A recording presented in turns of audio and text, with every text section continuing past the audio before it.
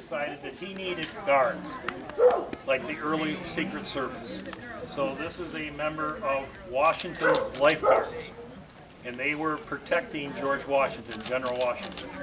They also were in charge of his papers, and they were in charge of his encampments. So they would set up and take down his camps, they would guard him, they would take his papers and store them in trunks and keep them safe so the British could not, steal them. So he is dressed similar to all the others. He's in wool and wool and wool. Washington said he wanted his lifeguards to be uniformed similar to himself with the blue and a buff facing, or if they couldn't get that, there's also papers that said they might have gotten yellow facings late in the war. So it's blue with buff, and then he wanted buff waistcoats, but they couldn't find enough of them, so they settled for red, even though that was his least favorite color for him. And he has the soldier's hat, the cocked hat, and the cockade on the side is black with white, symbolizing that he is allied to George Washington. And he is carrying a French musket also. He has his cartridge box, his canteen, and a bayonet. So he was the personal guards of Washington. He had a whole group of these men, and that was their job. But they also went into battle with them also. Thank you. Okay. We have one white lady of the period who's going to talk to you also. I think I'm going to start from the bottom. First of all, I am Prius of the Catch Farm, and ironically, the only piece of wool that I'm wearing is my shoes, because at home, in the colonies, shoes in fashion and wool shoes were actually a thing. So not just the leather buckle shoes, but wool ones were a fashion statement in colonies. Okay, everybody always asks what's under there, so we're going to start there. The bottom layer is a shift. This is a linen shift. Linen is probably the most popular fabric of the day. And you can see it's got a white red line, and they're gathered sleeves. And over top of that is worn a set of stays. This is a fully bowed set of stays. Wear about like that. And they are spiral laced back.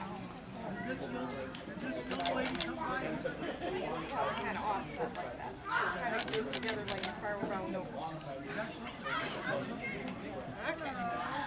So we got the shifts, we got the stays. Next thing we want to put on is a pocket. You see locket, lost your pocket. Maybe Fisher found it. Not a ribbon that's tied around it. Not a penny was in it, but a ribbon tied around it. Pocket. Women's fashions, we've been fighting pockets for years, ladies. Okay, so now we got that on. Next thing we want is a neckerchief. Okay.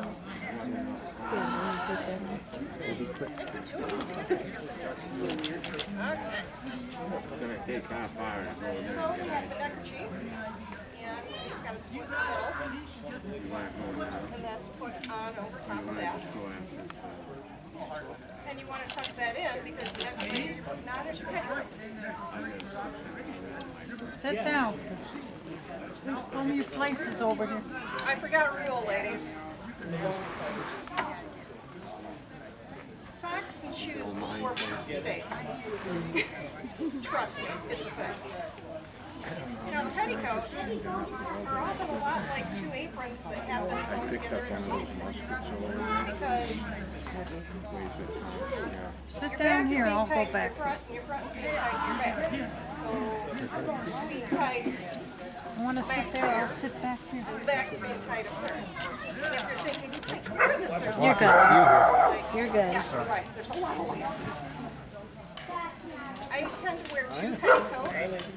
I have, with mine, I have a under petticoat. And you're probably thinking, my goodness, there's a lot of junk in that trunk. They have a plum pad back here. And earlier they would have been doing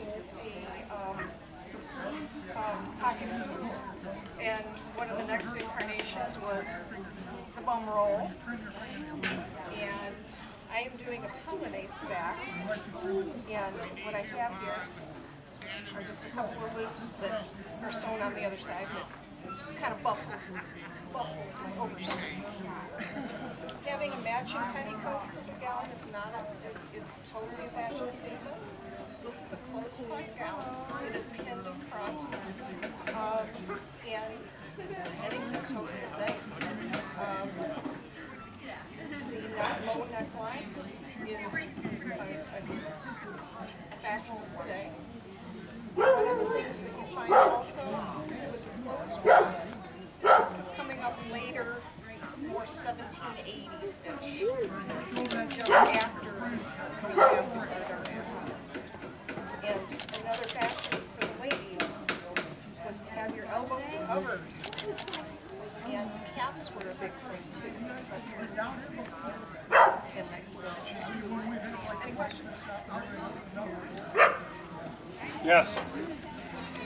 Mama, I'm going to have a corn I've got the key on it for my spice. Be careful. I've got a pocket clock, some sewing implements, a pair of scissors, and my thimble piece.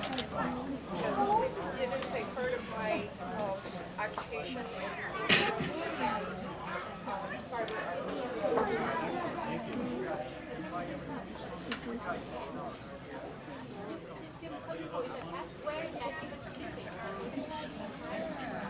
I have a pin.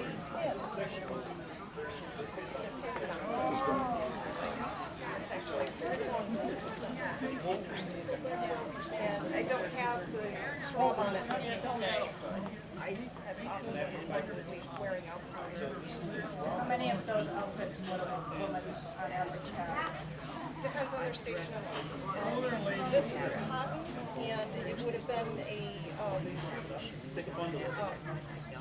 like a block print, and probably Indian. So every time this went through a customs, that price tag with tariff, that price tag is going up. And England wanted our raw goods, but they wanted to sell us the finished goods. So to get the fabric back, it was going to come at a huge expense. Any other questions? Okay, thanks, folks. Please come around to our camp talk at 3 o'clock. We'll be at Bass Tag at Colonial.